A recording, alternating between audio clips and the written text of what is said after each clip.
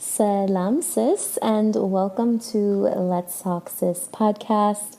My name is Mary Talahun, aka TheSudopian, and I am your host. If you are new here, welcome. If you are returning, sis, bro, whoever, welcome to season 2. It feels so good to say these words again. I digress. Let me get back to the intro. So welcome to Let's Talk Sis podcast. This is a space where we discuss all things, everything, and we don't hold back. It's a new year. It's a new season. So let's get right to it. Let's talk sis. Okay. First of all, let me just say, when I initially started this podcast, my target was women who I identify with, right? Women in my community and whatnot. But the data does not lie. The data is showing that we have a big mix, a very diverse mix of listeners. And I don't think I can keep saying sis anymore because 48% of listeners of this podcast are men. So I'm starting to feel some type of way if I don't include the fellas in here. I see the fellas are tuning in, and we don't hate over here. It's all love. So come on. There's plenty of room here for everyone. All right. So let's not waste any time and just get right to it, because we need to address the elephant in the room first, which is where I have been. Y'all, that's it. Y'all, that's it. That's where I've been. That's it. But no, that wasn't a bad y'all. That was just a child the Lord was using and testing me, and we're here, y'all. We made it.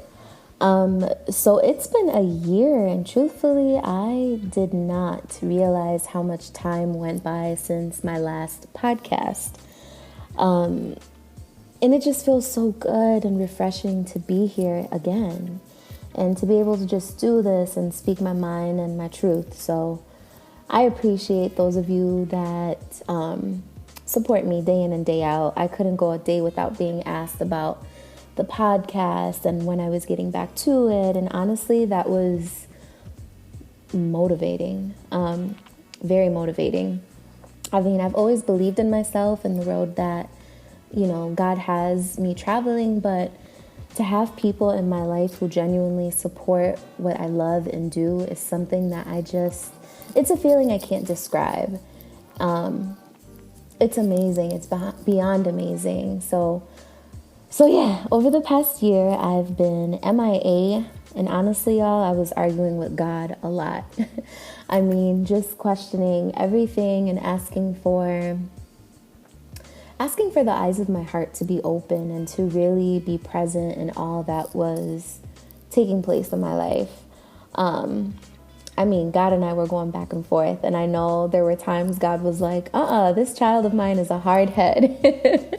And I mean, I was definitely trying to make moves and decisions that God was like, this ain't happening because I wasn't a part of this. Like, you did not include me in this plan, so it's not happening. And respectfully, I was humbled.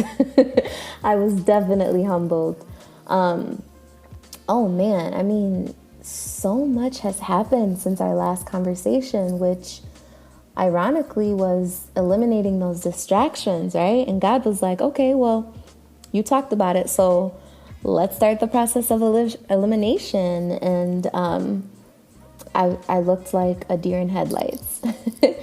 So let me just do a very brief rundown and of what's happened. So in May last year, I quit my job. I don't like burning bridges or leaving on bad terms with anyone or anything in my life, but this was definitely a situation that I needed to walk away from. And I'll never forget, I heard this voice loud and clear the day that I quit, and I didn't hesitate. I walked into my at the time manager's office, and I quit on the spot. The job just wasn't serving me, and I had hit a point where I was really was really affecting my mental state. I mean, I got to a place where my mental health was neglected, and it was very, I hate to use this word because I think it's overused, but it was a very toxic environment. And my soul just said, girl, get up. And so I listened, and I didn't have a backup plan at the time. I was just focused on getting out of that situation, right? I just wanted to get up and out. I didn't know what was next for me, but it was such a liberating feeling, and I knew that it was the best decision that I could make at that time. So then what happened next, right? Hang on, let me take a trip down memory lane, because my mind is, oh yeah. So I had plans of moving to Texas for a while, and I figured now's the time to do it. I mean, I wasn't working. I was eager to have this fresh start. So in August, I went down to Dallas for 5 days. I did like a solo trip. I was apartment hunting, interviewing for different jobs, exploring the city, the whole shebang, right? And just really planning this big move. And God was like, I'm going to let you have your moment here. So go on. And I did. So I was so set on moving to Dallas in the upcoming month. So I was planning on moving in September when I had been there in August. So I put a deposit on an apartment. I came back home to New York. I told my family I was moving. I made this huge announcement. I told my friends and everything, right? So then a week later, I go to Mexico for my birthday that September. And so I go to Mexico a few days after Dallas, and I had a long time to sit on the beach and just have this long talk with God. And it was everything that I needed. I mean, everything and more. For a long time, I felt like I wasn't where I thought I was supposed to be, right? I kind of felt a little out of place. I had been trying to find my purpose, still trying to find my purpose each and every day, but I feel like I'm getting closer and closer to it, so that's a beautiful thing. But yeah, I felt like I was supposed to have it all figured out by 25, right? And then 26 hit and was like, we're doing it differently. And we're still doing it differently till this day. And we're not all the way figured out, but we are figuring it out. And I am so grateful for every second, y'all. Patience is so important. And last year definitely taught me how to be patient, not just with all the emotions around me, but with myself, right? Because I neglected myself in that aspect. I wasn't being patient with myself. Anyways, so I say all that to say that I am still in New York. I did not move to Texas. I was making plans that did not involve God, and God was like, all right, nope, not happening, not it. So I'm still in New York. I've moved into a new space since then, and y'all, I am literally in the space that I manifested. I mean, it's honestly crazy because last year around this time, I was journaling and describing this space down to the T. I mean, I talked about the countertops, the ceilings, the amount of space, the appliances, everything, and here I am. And I could be at home alone sometimes, and I'll just stop and I just have to take it all in, right? When you just stop to smell the flowers or the roses, whatever that saying is, I find myself having at least 3 of those moments every day. But not just with my space, with everything else in my life. I've just been so grateful for the good, the bad. There's just so much beauty, and I just need my moments to let my inner Virgo get emotional and take it all in. Speaking of emotions, I'm not really into astrology or whatever that much, But I know something is in the air because I have been in my feels, and I don't know if Mercury is in retrograde or whatever it's called, because your girl has been super emotional lately. I mean, like, I get happy and I'll shed a tear. Wait, so I have a question. Do y'all ever feel like if you go long periods of time without crying, do you ever feel like you're overdue to cry? Did I say that right? I know somebody knows what I'm talking about. So if you don't, mind your business. This is for the person that does understand me. But seriously, I can't go like 3 months without crying. And it's not even a sad cry. It doesn't even have to be like a bad reason for me to cry. It's like I have so many emotions inside of me, and crying is honestly the best way for me to express it. And actually, I had a moment like that last week. Well, to be honest, it was a stressful week work-wise for me, so that definitely played a part in it. But it was a joyful cry because honestly, I've been at peace with everything in my life, with where I am and where I'm headed. So last week I was having a conversation with my friend who asked me how everything in life was going, right? And I'm filling her in, spilling all the tea, telling her about family, my relationship, and all that's like going on in Mary's world, right? And she was like, you're content.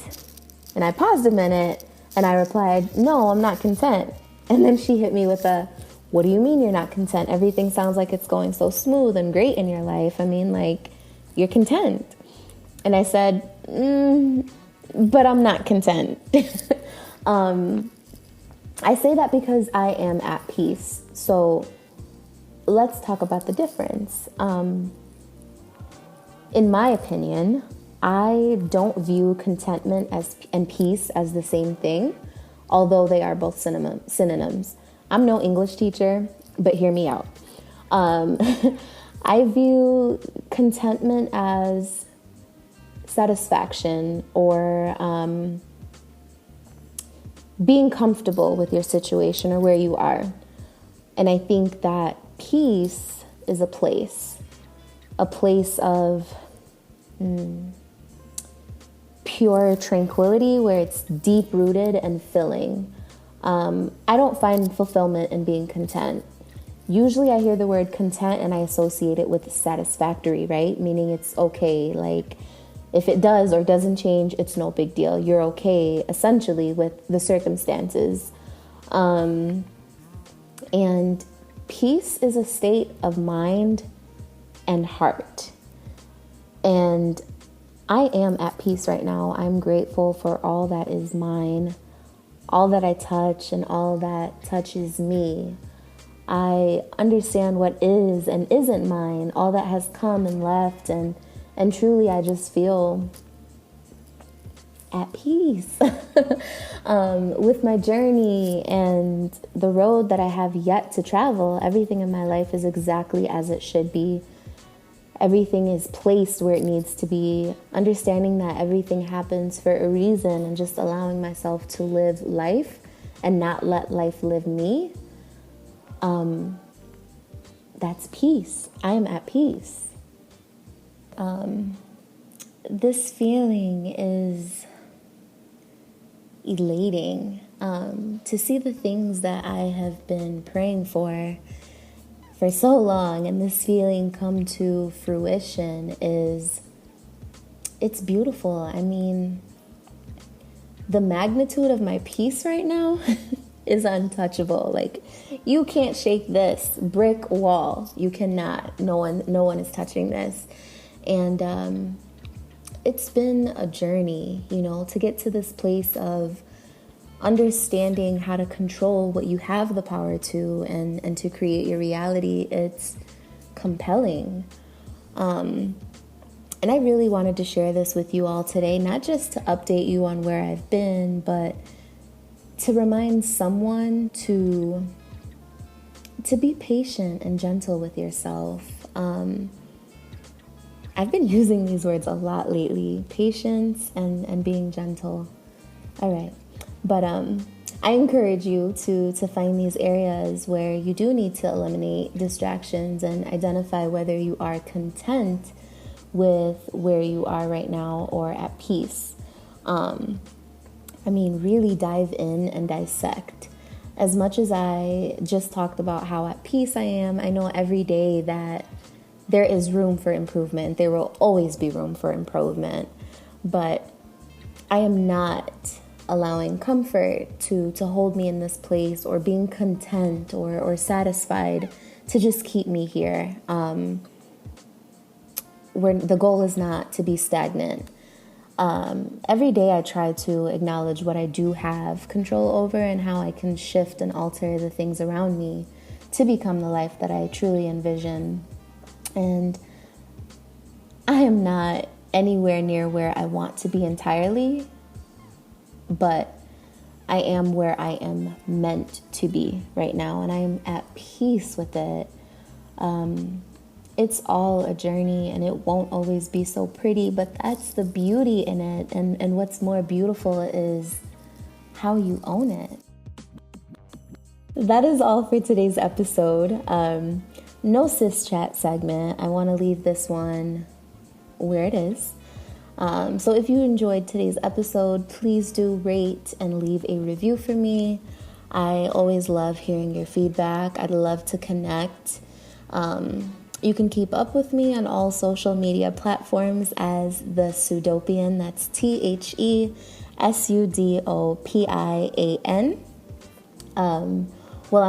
I'm on a social media hiatus right now, so you probably will not see me, but I will be back soon. Well, hopefully, maybe, at least. Because the last time I did the social media break thing, I was gone for like a year, but that's neither here nor there. So anyways, thank you so much to those of you who continue to support me on this journey. The love does not go unnoticed, and I appreciate you so much. Until next time, salam.